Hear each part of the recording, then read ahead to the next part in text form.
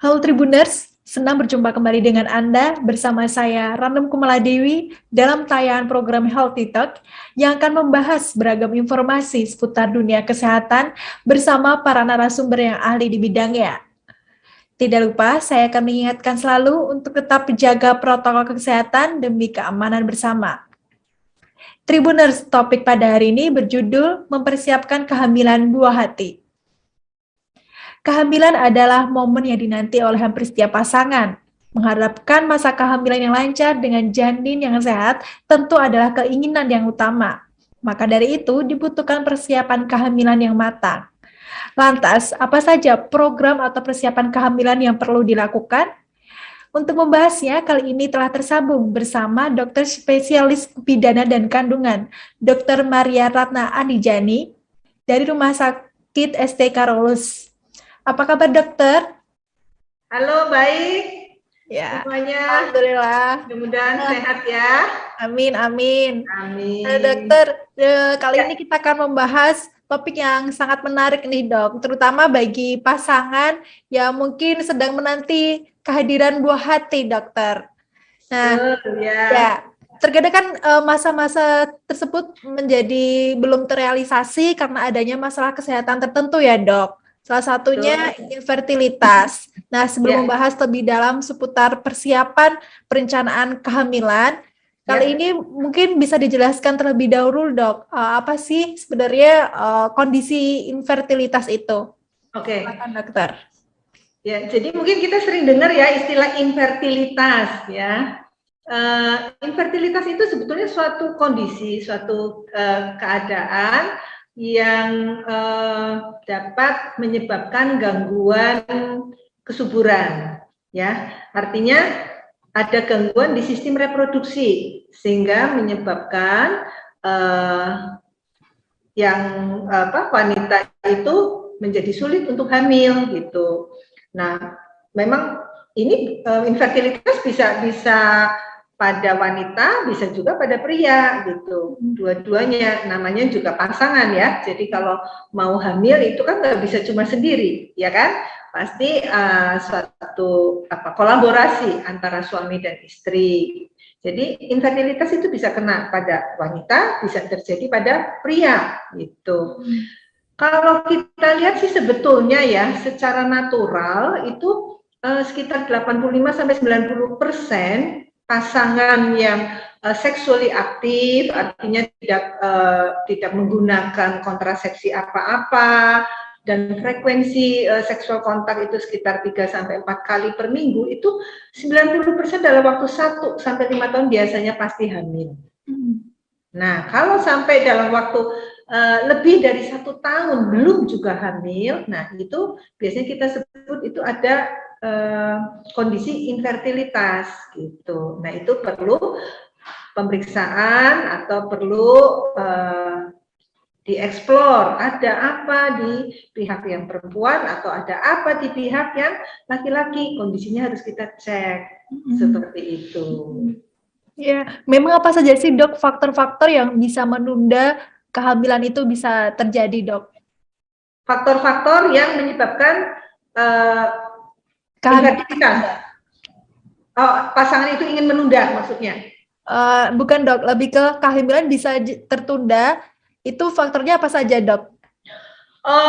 Ya kalau misalnya penundaan kehamilan ya itu bisa, itu suatu kehamilan itu kan berarti harus ada komitmen dari kedua belah pihak, dari suami dan dari istri, ya kan?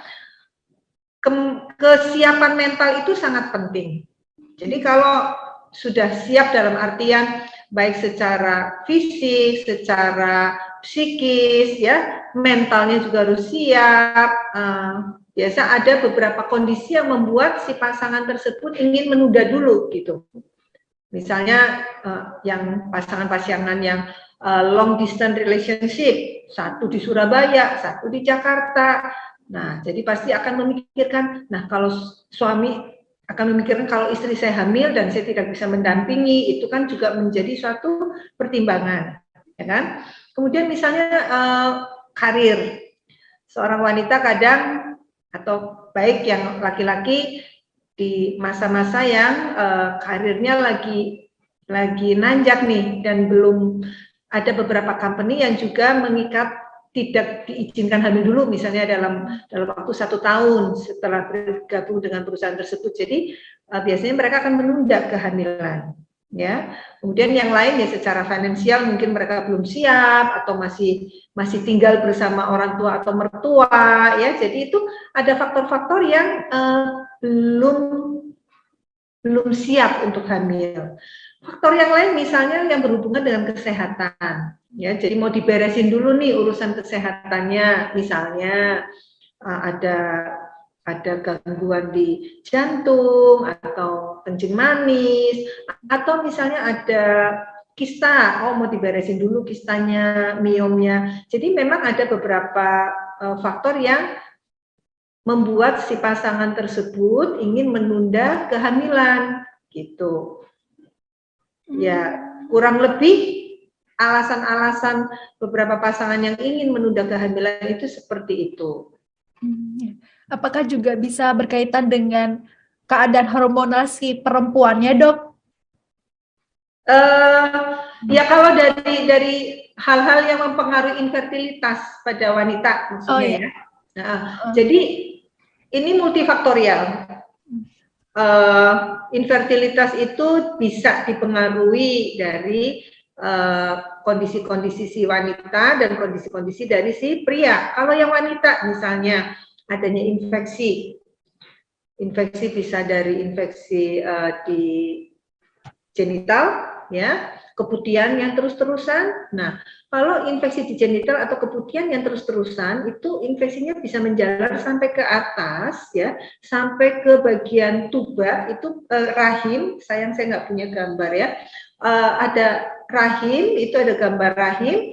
Kemudian di kanan kiri itu ada tuba. Tuba itu adalah semacam saluran. Kalau infeksinya menjalar sampai ke atas, sampai ke tuba falopi kanan dan kiri, tubanya itu bisa mampet atau obstruksi. Nah, kalau terjadi obstruksi di tuba, itu pasti akan menghambat perjalanan dari si sel telur untuk bertemu dengan sperma. Nah, itu bisa menyebabkan infertilitas, ya, dari infeksi, obstruksi tuba, kemudian gangguan pada hormon, ya, misalnya menstruasinya nggak teratur, terjadi adanya PCO atau PCOS, polycystic ovary, itu juga bisa mempengaruhi fertility atau mempengaruhi menjadi infertilitas, ya. Kemudian kondisi yang lain, kelainan-kelainan pada genitalia interna, artinya di rahim, misalnya rahimnya ada kelainan bentuk, ya, ada beberapa kelainan dari bawaan. Jadi rahimnya bisa bentuknya kayak heart gitu, ya, atau rahimnya ada 2 nih, ada namanya, ya, istilah kedokterannya ada didelphys, ada bicornuate. Bukannya nggak bisa hamil, tapi bisa hamil, tapi kadang agak lama gitu, ya. Kemudian adanya miom. Miom itu suatu tumor jinak sih, ya, kayak daging tumbuh di dalam rahim. Nah, itu kadang bisa menghambat kehamilan. Yang lain misalnya ada kista. Kista itu adanya di kedua indung telur, ya. Seorang wanita punya ovarium itu 2, kanan dan kiri, itu bisa ada kista. Nah, itu juga kalau ada kelainan di situ bisa menyebabkan infertilitas. Nah, itu dari sisi wanita. Kemudian infertilitas dari sisi laki-laki itu bisa misalnya adanya kualitas spermanya itu kurang bagus, ya. Misalnya dari jumlahnya sperma, ya kan, kurang. Kemudian sperma itu mempunyai morfologi, artinya sperma itu punya kepala, punya leher, punya badan, dan punya ekor. Nah, morfologi sperma kadang saat dilakukan sperma analisis ternyata ada kelainan kurang bagus, misalnya lehernya pendek atau ekornya bercabang, artinya nggak sempurna bentuknya si sperma itu. Jadi tadi dari jumlah sperma, morfologinya, gerakannya. Gerakan sperma yang bagus adalah gerakan cepat lurus gitu, cut gitu ya, lincah. Kadang ada yang males, spermanya cuma jalan di tempat, ya nggak maju-maju, nggak ketemu sama si sel telur, ya kan? Ada yang males jalan di tempat, ada yang pelan-pelan, jalannya pelan sekali. Jadi kualitas dari sperma dan kuantitas dari sperma itu juga ikut mempengaruhi. Kemudian beberapa kondisi-kondisi seperti varikokel ya pada laki-laki itu juga bisa mempengaruhi infertilitas. Jadi ya balik lagi tuh faktor-faktor yang menyebabkan infertilitas itu harus ditelaah dari sisi pria dan juga dari sisi yang wanitanya. Banyak sekali ya dok. Iya. Ya dok, jika tadi dokter menyebutkan tentang siklus haid yang tidak teratur ya dok, itu tidak teraturnya dalam artian seperti apa sih dok? Apakah 1 bulan harus 1 kali atau kadang kan juga ada yang teratur cuman hitungannya 30-35 hari dok. Nah itu apa maksud teratur dok? Jadi gini, siklus mens itu kita harapkan itu siklik, artinya nggak harus tepat 30 hari, enggak ya. Jadi siklus misalnya ada beberapa yang siklusnya 28 hari, ada siklus yang misalnya 25 hari. Nah, kalau 25 hari artinya haid di awal bulan, terus menjelang akhir bulan haid lagi, berarti kan dalam waktu 1 bulan kayak hitungannya 2 kali haid, ya kan? Ya. Tapi kalau itu siklusnya berjalan seperti itu terus menerus, itu normal. Jadi antara 20, ada yang siklus pendek 21 hari sampai 35 hari, yang panjang bisa sampai 35 hari. Kalau yang pendek ya itu bisa ada di depan mens, di awal bulan mens, di menjelang akhir bulan mens lagi, tapi itu siklik, teratur, itu masih normal. Jadi kalau yang nggak normal itu kalau yang misalnya sampai 2 bulan, 3 bulan nggak mens, gitu. Yeah. Nah, atau bisa aja ada yang sampai 6 bulan nggak mens. Nah, itu berarti pasti akan ada terjadi gangguan hormonal. Apakah bisa PCOS, PCO, ya, polycystic ovary.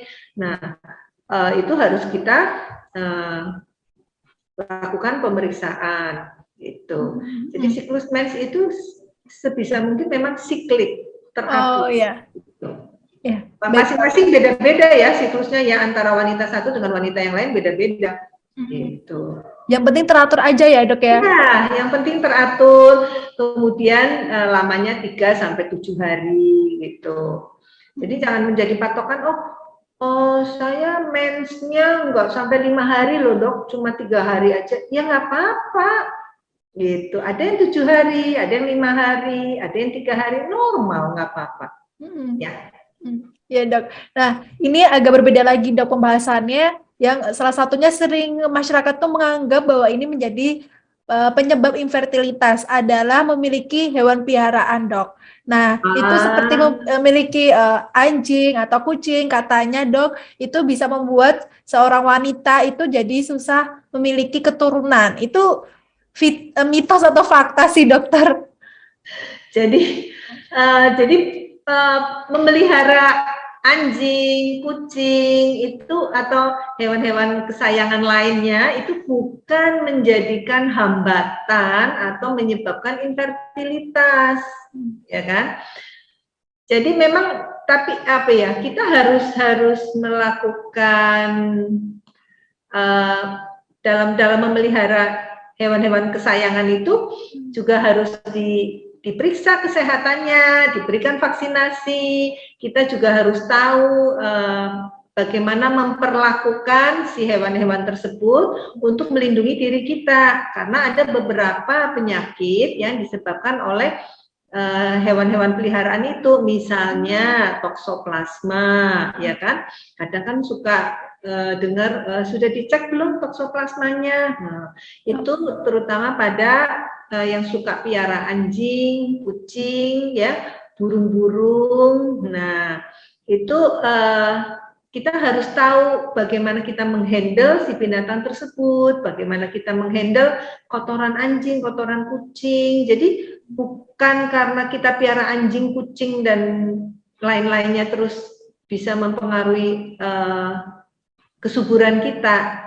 Secara tidak langsung kalau seandainya kita menderita penyakit-penyakit yang disebabkan oleh hewan-hewan peliharaan itu, misalnya salah satunya toksoplasmosis, yaitu toksoplasmosisnya akan kita treatment, kita obatin gitu.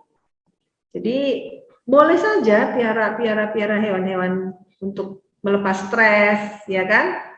Ya, asal memperhatikan kesehatan si binatang itu juga ya, Dok ya. Jadi kita juga melakukan check up rutin hewan itu. Kita harus, selama kita memelihara hewan tersebut, kita juga harus komitmen. Kita harus check up ke dokter hewan, ya kan?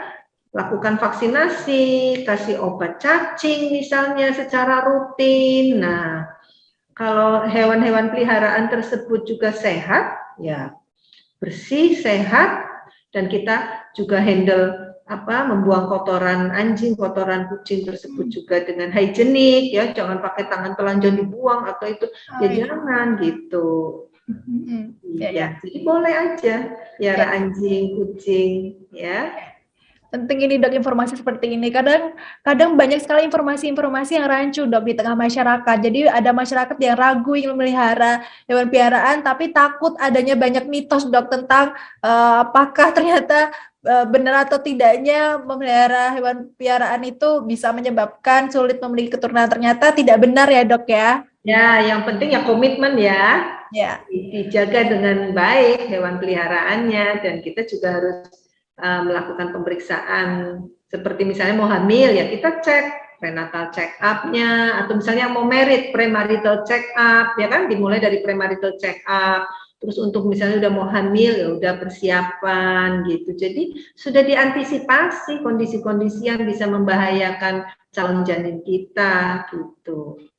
Oke Dok, sebelum bahas tentang premarital check up yang kayaknya menarik banget nih Dok, tapi sebelumnya mungkin bisa dijelaskan terlebih dahulu Dok, si PCOS tadi Dok, itu kan PCOS itu kan sekarang banyak orang yang membahas tentang kondisi ini ya Dok, terutama yang terjadi pada wanita-wanita usia 20 tahunan, katanya bisa disebabkan karena gaya hidup. Nah, sebenarnya ini kondisi seperti apa sih Dok, dan apakah tanda-tandanya itu bisa dikenali sejak dini Dokter?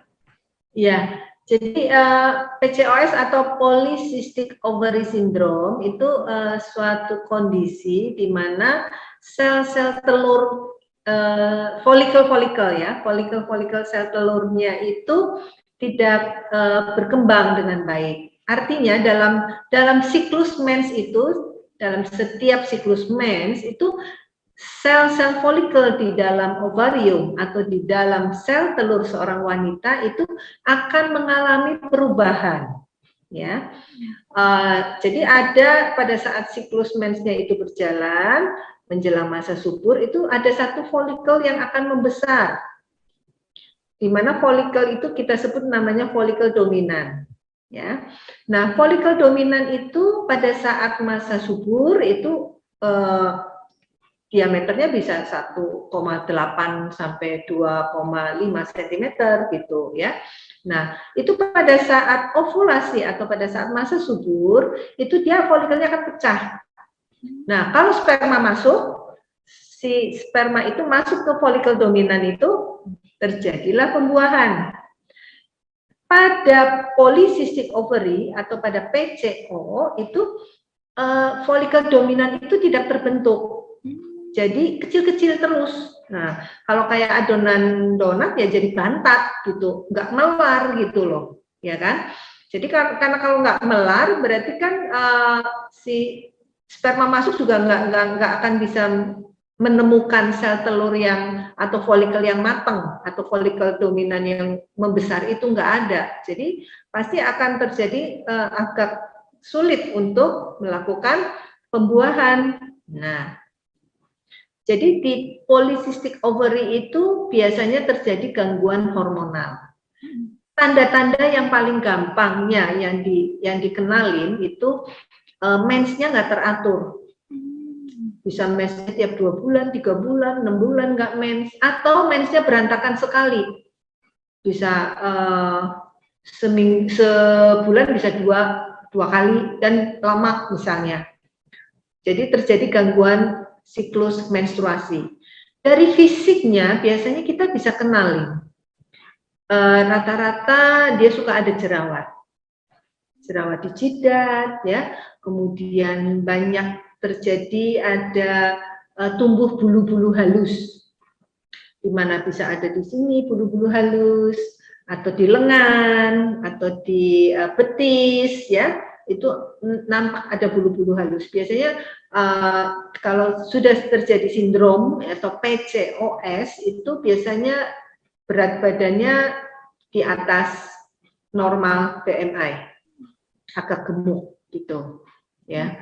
Jadi secara fisik bisa dikenalin sih. Nah, kalau sudah ada gejala seperti itu ya harus ditata laksana, harus dikonsulkan untuk dikoreksi, diperbaiki hormonalnya, sehingga itu bisa untuk mempersiapkan jika si wanita tersebut sudah memasuki masa pernikahan, sudah ingin segera mempunyai momongan, itu sudah diperbaiki dulu sebelum menikah gitu.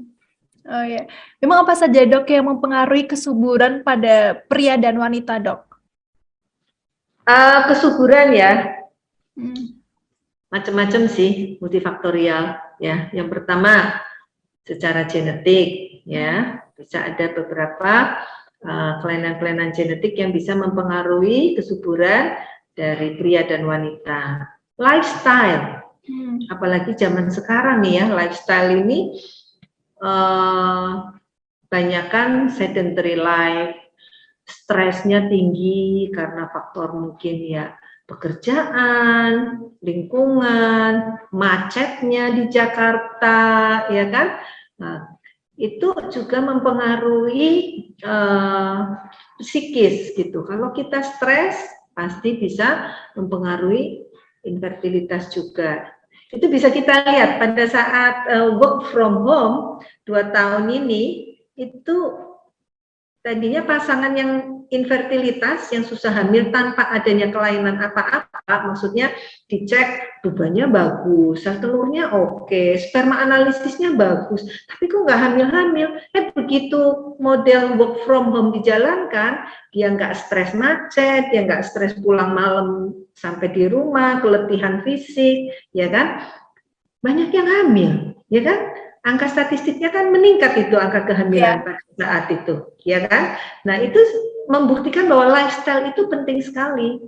Nah, yang lainnya merokok, alkohol, itu juga mempengaruhi, bisa menurunkan fertility. Nah, jadi hindari gaya hidup yang kurang sehat. Jadi dengan olahraga, istirahat cukup, itu pola makan yang sehat, ya, makanan, asupan mineral, vitamin itu penting sekali.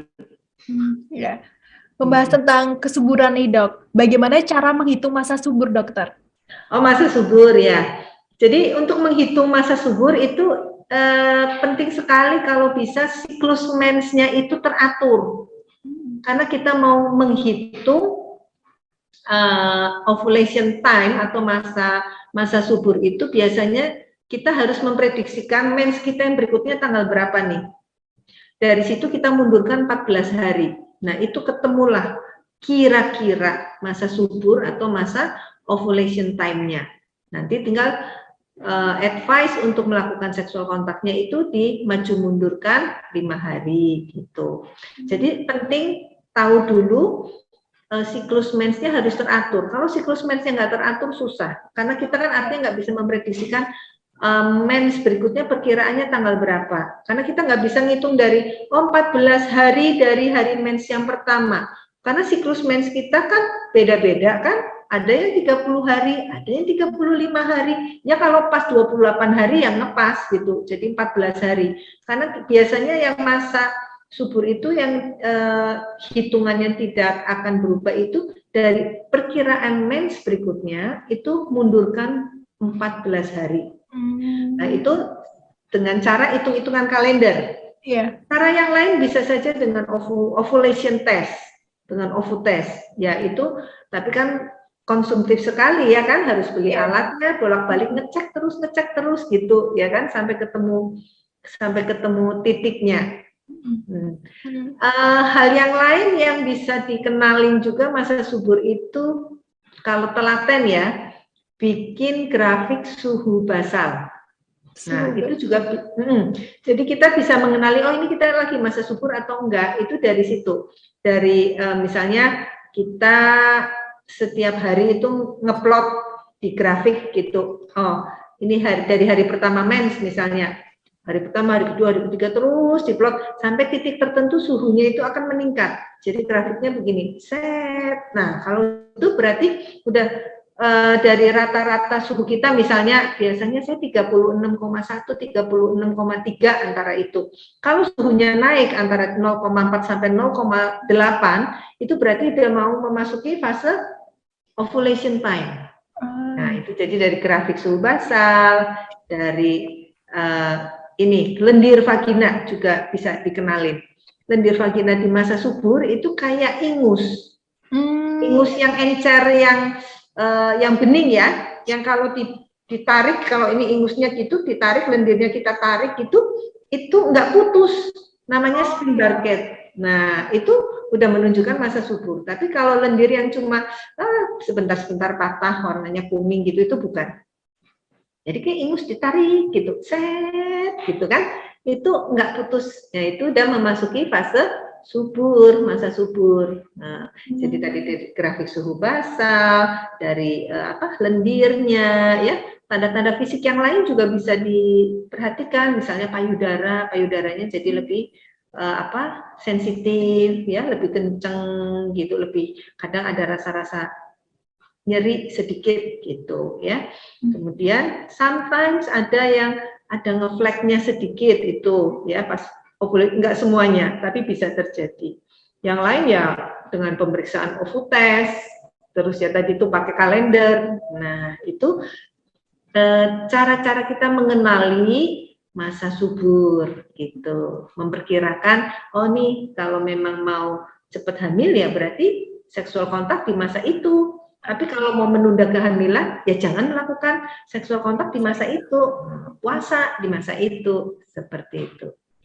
Ini kan kalau orang mengetahuinya masa subur dihitung pada wanita ya, Dok. Kalau laki-laki ada tidak, Dok? Kalau laki-laki nggak ada. Laki-laki itu produksi sperma setiap 72 jam. 72 jam dia akan baru lagi, stok baru keluar gitu. Jadi memang kalau lagi program itu sangat penting di fase yang kita hitung itu, di fase yang wanita punya, timingnya itu sangat tergantung dari pihak wanita gitu. Oh gitu ya, Dok. Nah, Dok, ini kalau untuk pasangan-pasangan yang mau menikah nih, Dok, ini idealnya perencanaan program kehamilan dilakukan sebelum menikah atau setelah menikah, Dok? Atau seperti yang dokter sebutkan tadi, menunggu 1 tahun jika belum ada tanda-tanda kehamilan bisa mulai melakukan program kehamilan? Bagaimana, Yaitu, Dok? kembali lagi terhadap komitmen dan kesiapan pasangan tersebut, ya kan?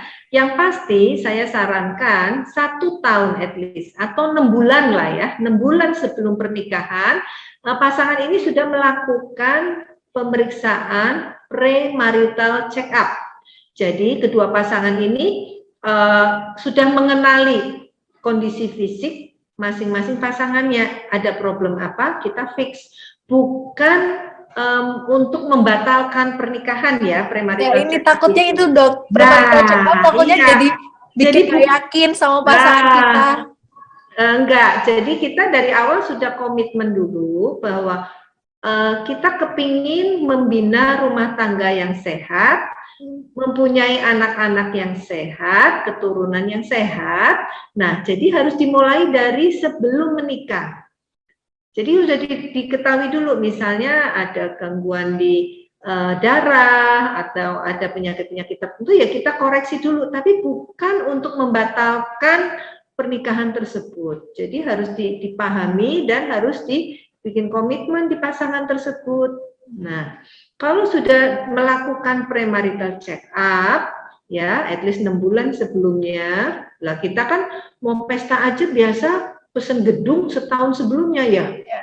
Apalagi yang penting kan fisiknya si pengantin tersebut, ya kan? Jadi 6 bulan lah at least sudah dipersiapkan. Kalau misalnya yang wanita perlu dilakukan vaksinasi, itu sudah disiapin. Jadi by the time dia menikah, dia mau melakukan perencanaan untuk hamil, sudah siap, sudah divaksin, misalnya vaksin HPV-nya sudah siap, gangguan-gangguan yang pada misalnya gangguan siklus menstrual sudah dikoreksi. Jadi sudah tinggal ini aja perencanaan. Oke, saya mau nunda setahun. Oh, oke, saya mau segera.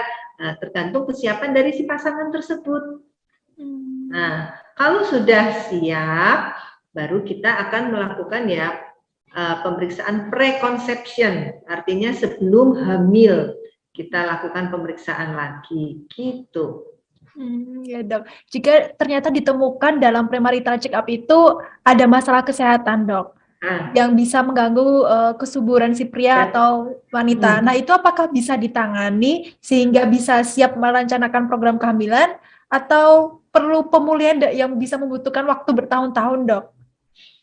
Pasti bisa ditangani, makanya idealnya pemeriksaan premarital check up itu antara 6 sampai 12 bulan sebelum pernikahan, sehingga kita punya waktu untuk mengoreksi, mempunyai waktu untuk ngobatin gitu. Misalnya ada yang perlu tindakan operatif kah, atau ada perlu pemberian obat-obat hormonal sehingga untuk menstabilkan, itu kita punya waktu cukup gitu. Jadi jangan ragu untuk melakukan premarital check up. Ya kan? Ini kan juga kadang pasangan tuh worry dok, di samping tidak siap menerima hasil pemeriksaan kesehatan, karena akhirnya melakukan sejumlah upaya dok, dengan misalnya mengonsumsi susu atau vitamin atau suplemen lain yang katanya dok bisa jadi cepat hamil. Itu benar atau tidak sih dok? Oke, jadi tadi balik lagi ya, untuk premarital check up itu nggak cuma sekedar pemeriksaan laboratorium dan periksa darah gitu, bukan, tapi dimulai dari konseling juga. Jadi komprehensif. Kita akan melakukan konseling dengan pasangan tersebut, kemudian melakukan pemeriksaan fisik, baru kita melakukan pemeriksaan-pemeriksaan seperti penunjang laboratorium, periksa darah, periksa kencing, USG, seperti itu. Jadi nggak cuma, jangan terus, kadang awam tuh berpikir premarital check up itu isinya cuma lek darah, bukan, akan ada konseling juga dengan pasangan tersebut, gitu.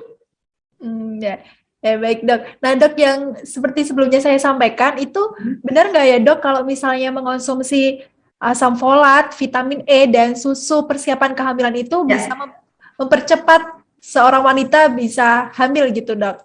Jadi asupan-asupan suplemen seperti itu bisa membantu tubuh kita untuk lebih siap, lebih ready, lebih bagus gitu ya. Misalnya asam folat ya bagus sekali. Jadi misalnya mungkin program hamilnya saya mau nanti aja 6 bulan lagi, tapi saya mau minum asam folat dari sekarang, vitamin D dari sekarang, vitamin E, boleh, silakan, nggak apa-apa.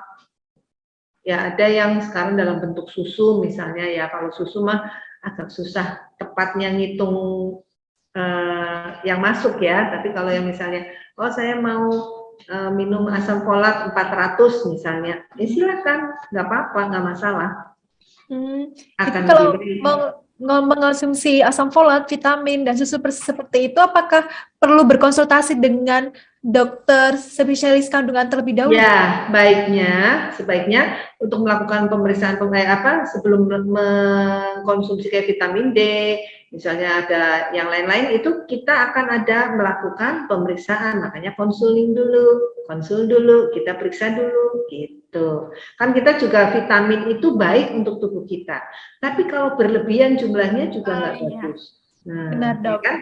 Iya, jadi segala sesuatunya kalau berlebihan nggak bagus. Sehingga sebelum mengkonsumsi vitamin-vitamin terus kan bisa kita arahkan vitaminnya apa saja gitu. Itu akan ada pemeriksaannya terlebih dahulu. Ya, jadi tidak asal ya dok, Ya, terlalu jangan bersemangat asal. ingin memiliki anak, jadi apa-apa saja dikira Iya. bisa memperbesar potensi memiliki anak, diminum semuanya dok. Nah, jadi nanti bisa kelebihan, ya kan? Ya, memang apa saja dok jenis-jenis suplemen yang disarankan baik untuk persiapan kehamilan dokter? Uh, Tadi sudah disebutin asam folat, ya. Ya. Asam folat, vitamin E, vitamin D, antioksidan juga penting juga, ya. Ya, yang lebih penting lagi ya itu tadi lifestyle, ya, gaya hidup, pola makan, 4 sehat 5 sempurna, itu. Silakan saja kalau mau mengkonsumsi suplemen-suplemen tambahan. Ya baik dokter. Nah dok, program hamil apa saja sih dok yang biasanya dokter berikan kepada pasien dok yang datang? Karena kan kita kadang nggak tahu dok, ada katanya ada program-program hamil. Nah sebenarnya apa saja jenis-jenis program hamil itu dok?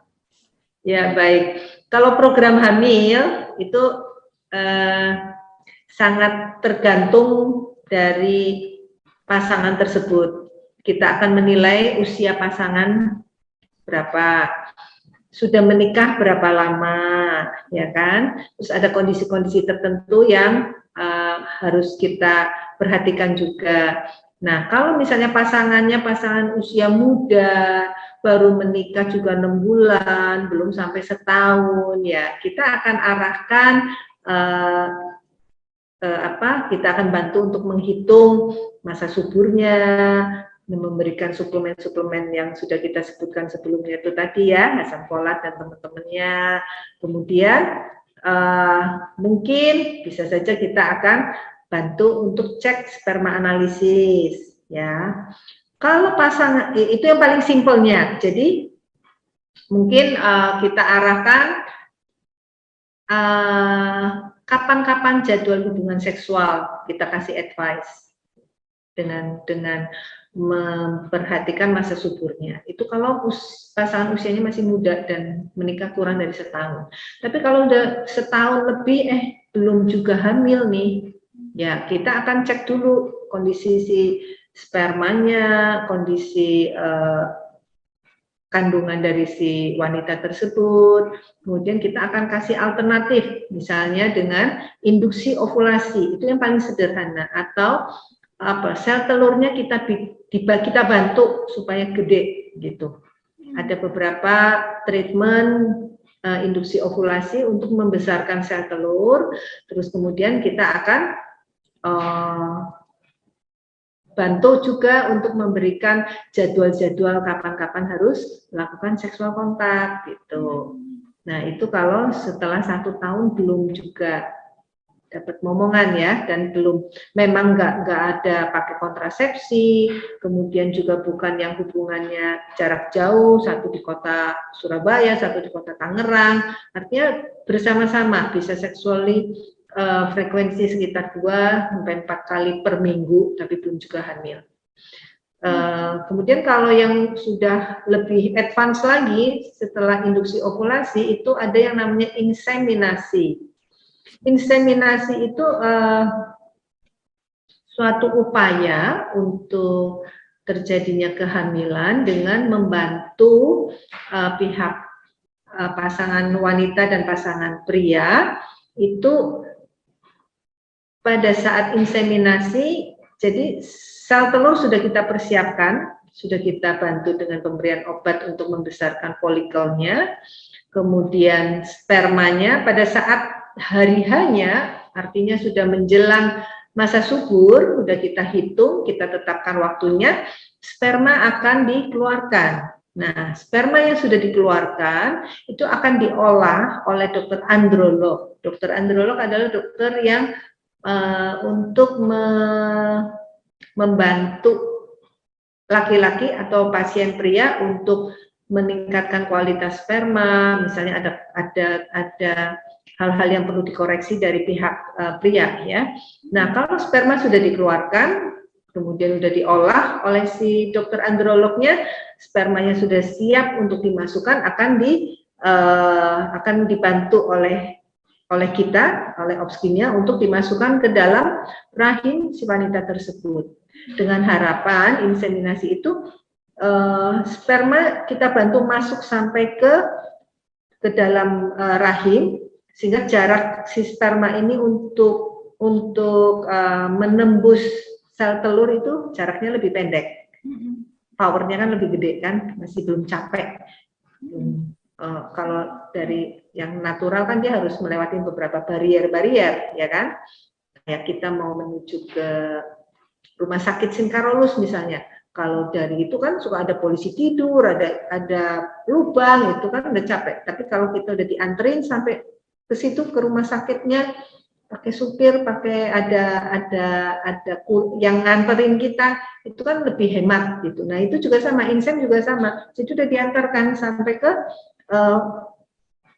dalam rahim, sehingga berikutnya si sperma itu akan mencari sendiri, cepat bergerak untuk membuahi sel telurnya. Itu inseminasi, ya.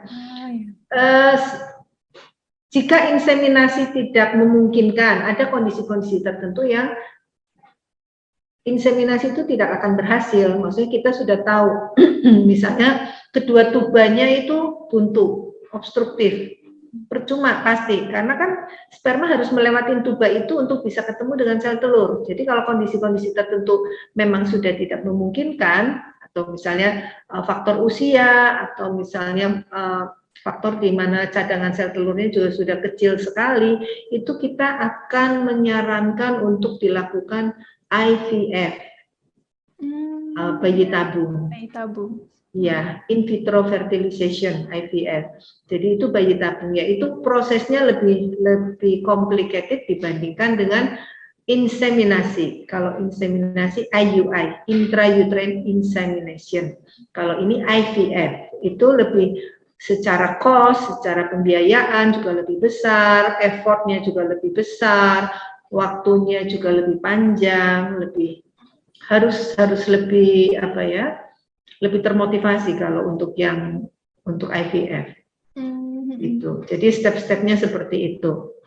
Jadi kalau induksi ovulation, IUI atau intrauterine insemination, sama berikutnya yang tertingginya adalah IVF. Oh ya, maka dari itu dibutuhkan premarital check up tadi ya dok, jika misalnya ada masalah kesehatan yang sekiranya jika pasangan itu ingin cepat hamil, memiliki anak, namun sekiranya kecil kemungkinan, ada kemungkinan yang bisa dilakukan ya dok ya. Jadi kita tidak membuang waktu, tidak membuang energi gitu ya. Jadi bisa lebih cepat. Ya. Nah, kalau misalnya si wanita itu ada masalah kesehatan tertentu, misalnya ada penyakit-penyakit sistemik gitu dok, apakah juga bisa mempengaruhi kesuburannya dok? Bisa, misalnya penyakit diabetes. Bisa. Jadi biasanya kita akan koreksi dulu, kita perbaiki dulu kelainan-kelainan metabolisnya. Kemudian ya kalau misalnya pasien-pasien yang ada kelainan katup jantung, kita juga harus evaluasi apakah pasien tersebut memang diizinkan untuk hamil. Kalau sudah tata cara atau tata laksana melahirkannya, dengan apakah diizinkan untuk melahirkan mengedan secara normal pervaginal atau harus dilakukan dibantu dengan seksio sesaria. Jadi itu untuk kesehatan si ibu, kesehatan outcome-nya si janin itu juga sudah dipersiapkan gitu. Ya dok. Nah dok, jika ternyata sudah subur ya dok, alhamdulillah sudah kelihatannya berpotensi besar untuk bisa hamil. Nah, adakah cara khusus dok ya, biar bisa mendapatkan anak laki-laki atau perempuan dokter? Ya, balik lagi itu dari yang di atas, ya kan? Rezeki itu Tuhan sudah akan memberikan hadiahnya laki-laki atau perempuan. Yaitu kan harapan kalau kita kepingin ada beberapa upaya. Tetap Tuhan yang punya kuasa, Tuhan yang punya berkat untuk nitipin ke pasangan tersebut. Ada beberapa upaya-upaya yang bisa dilakukan, misalnya dengan pola makan atau pola diet, gitu. Jadi kalau kepingin anak laki-laki itu ya, biasanya kita akan anjurkan untuk banyak konsumsi misalnya natrium, kalium ya, itu yang sifatnya basa. Jadi konsumsi kayak misalnya daging ya, asinan sayur gitu, itu kan meningkatkan natrium, potasium, alpukat gitu ya. Kemudian juga mungkin kita akan menjadwalkan untuk seksual kontaknya nih, timingnya. Jadi ini upaya ya, bukan 100% ya, 50% lah ya. Itu kalau pengen anak laki-laki mungkin 2 hari menjelang ovulasi, udah deket-deket sama ovulasi baru seksual kontak. Ya itu harapannya kenanya di kromosom Y, laki-laki dapatnya. Kalau kepingin apa, perempuan, bayi perempuan ya, biasanya suplemen yang kita anjurkan itu banyak kalsium dan magnesium. Yaitu banyak di ikan, ya kan, sayur-sayuran. Jadi dietnya diet kayak vegetarian kalau kepingin anak perempuan gitu. Nah, timing untuk melakukan hubungan seksualnya kita anjurkan di awal siklus sampai masa subur. Silakan saja. Kecuali kalau yang pengen laki-laki itu pas di dekat masa subur aja gitu. Jangan dari terlalu dini gitu.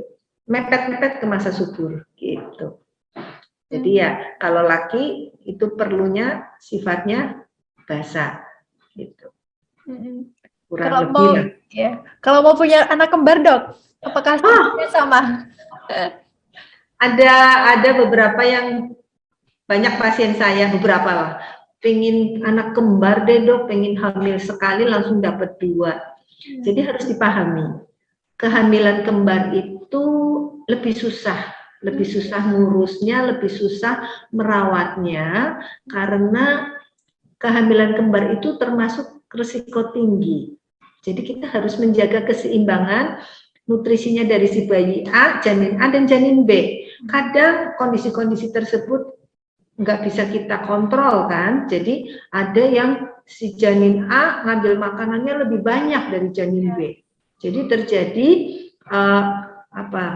berat badannya jomplang, yang satu besar, yang satu kecil. Nah itu nggak boleh, akan susah sekali. Jadi biasanya kalau kita sih menganjurkan kehamilan tunggal saja, karena kalau kehamilan kembar itu lebih sulit, lebih resikonya lebih tinggi, resiko untuk tiba-tiba terjadi hipertensi, resiko untuk kencing manis, ya, resiko untuk preeklamsi yang bisa kejang-kejang itu lebih tinggi. Tapi kalau memang dikasih rezekinya kembar ya harus kita terima dan kita jaga. Nah, beberapa kondisi yang bisa menyebabkan kehamilan kembar itu misalnya pemakaian obat-obat untuk memicu sel telur. Itu tadi misalnya di waktu induksi ovulasi kan ada minum obat untuk gedein sel telur. Nah, itu sangat mungkin terjadi sel telurnya yang folikelnya yang matang itu ada beberapa, bisa 2, bisa 3. Nah, itu bisa, obat-obat tersebut bisa meningkatkan chance untuk mendapatkan kehamilan kembar. Atau pada IVF, program IVF, itu juga bisa meningkatkan, bisa kembar bayinya. Ya, karena kan yang ditanam bisa 2 atau 3 embrio, bisa saja dua-duanya, tiga-tiganya berkembang, gitu. Nah, faktor genetik juga mempengaruhi. Jadi kalau misalnya mamahnya kembar, orang tuanya kembar, bisa, atau ada adik atau kakaknya yang kembar, itu bisa memberikan chance meningkatkan kehamilan kembar. Nah, kondisi pada wanita yang hamilnya di atas umur 35 tahun, itu juga bisa meningkatkan kemungkinan untuk mendapatkan kembar. Karena pada saat usia 35 tahun itu biasanya ada hormon namanya follicle stimulating hormone pada wanita 30 tahun ke atas, 35 gitu, itu meningkat. Nah, kalau hormon FSH-nya meningkat, itu chance untuk mendapatkan kembar juga meningkat, gitu. Jadi memang ada beberapa kondisi. Tapi kalau bisa mah hamilnya jangan kembar deh. Oh, justru berisiko tinggi ya, Dok. Kelihatannya lucu ya, sekali dapat 2, Iya. dorongannya 2 gitu ya. Sekali kerja dapat 2 gitu, Dok. Iya, tapi kalau bisa sih ya kalau sudah dikasih sama yang di atas ya, alhamdulillah, puji Tuhan kita jaga. Tapi kalau misalnya bisa ya jangan kembar deh. Iya. Ya, Dok, setidaknya juga harus siap dalam segala hal ya, Dok ya. Siap dalam memenuhi kebutuhan si nutrisi calon bayi, juga nanti setelah lahir harus dipersiapkan dengan matang ya, Dok ya. Iya, belum lagi kalau misalnya kembarnya dempet, ya kan? Atau rakopagus artinya dada ketemu dada atau kepala ketemu kepala gitu kan, itu merupakan suatu komplikasi. Ya, mungkin saja bisa terjadi pada siapa saja ya, Dok ya. Betul. Ya. Nah, Dok, ini biasanya kan ada orang yang sudah bisa hamil, Dok, tapi ternyata ingin memiliki anak kedua atau selanjutnya memiliki anak ketiga, itu jadi susah, Dok. Nah, itu bagaimana, Dok, penyebabnya, dan apakah itu cara-cara yang bisa mencegah kondisi itu ada tidak, Dok? Ya, jadi itu namanya infertilitas sekunder. Kalau infertilitas primer itu memang betul-betul dari awal kehamilan nggak hamil-hamil gitu, nggak pernah punya anak, ataupun kalaupun hamil terus keguguran berkali-kali, itu namanya infertilitas primer. Kalau yang sudah pernah hamil, pernah melahirkan, terus jarak untuk kehamilan berikutnya sampai 5 tahun nggak pakai kontrasepsi, nggak pakai pencegahan kehamilan, kok nggak hamil-hamil juga, itu namanya infertilitas sekunder. Jadi itu juga harus kita lakukan pemeriksaan. Kita harus ngecek beberapa kondisi-kondisi, misalnya apakah dulu ada infeksi sehingga yang tadinya nggak buntu sekarang jadi buntu, ya. Terus kita mesti ngecek, tahu-tahu ternyata susah hamilnya karena tumbuh miom atau tumbuh tumor di rahim, jadi menghambat kehamilan. Nah, hal-hal seperti itu harus dievaluasi dulu, dan ya pasti bisa ditangani gitu. Ya, baik, Dok. Untuk jaraknya memang berapa lama sih, Dok, antara anak pertama hingga anak kedua, kehamilan anak kedua sebaiknya? Sebaiknya, karena kita juga mempertimbangkan ASI eksklusif, ya kan, kemudian juga mempertimbangkan faktor kesehatan si ibu, kemudian juga mempertimbangkan faktor psikologis, ya, hubungan bonding antara anak pertama dengan orang tuanya, dengan ayah ibunya. Kalau terlalu pendek kan bondingnya baru sebentar, tahu-tahu ibunya sudah harus sibuk lagi dengan yang anak kedua. Jadi ideal itu sih 2 tahun, ya, at least setidaknya 18 bulan lah gitu. Ya, tapi paling bagus 2 tahun, jadi sudah selesai ASI eksklusif, sudah selesai, si anak juga secara kedekatan bonding dengan orang tua, dengan ayah ibunya punya waktu gitu loh, udah 2 tahun gitu, sehingga si anak pada saat dedeknya lahir dia juga sudah lebih siap, ibunya juga sudah pemulihan dari kehamilan yang pertama sudah bagus gitu. Ya, baik, Dokter. Terakhir, Dokter, adakah hal-hal yang harus dihindari, Dok, dalam perencanaan kehamilan agar bisa berjalan lancar, Dokter? Ya, yang dihindari itu ya gaya hidup yang tidak sehat, ya, begadang, kemudian ya lifestyle yang lain, misalnya pola makan, hindari jangan makan junk food terus ngopi terus-terusan, merokok, alkoholik, ya itu harus dihindari. Kemudian ya yang lebih penting memang ya gaya hidup yang sehat, secara kejiwaan juga jangan sampai ada stres gitu. Karena kalau banyak stres ya pasti susah hamil juga, ya. Ya kan? Ya. Baik Dokter Maria, terima kasih atas informasinya yang sangat bermanfaat ini Dok. Terutama bagi para pasangan yang ingin menikah Dok, dengan informasi dan edukasi yang disampaikan dokter, jadi mungkin para muda-mudi jadi lebih aware ya Dok ya terhadap kondisi kesehatannya dan bisa mengantisipasinya salah satunya dengan melakukan premarital check up 6 bulan, hamil 6 bulan ya Dok?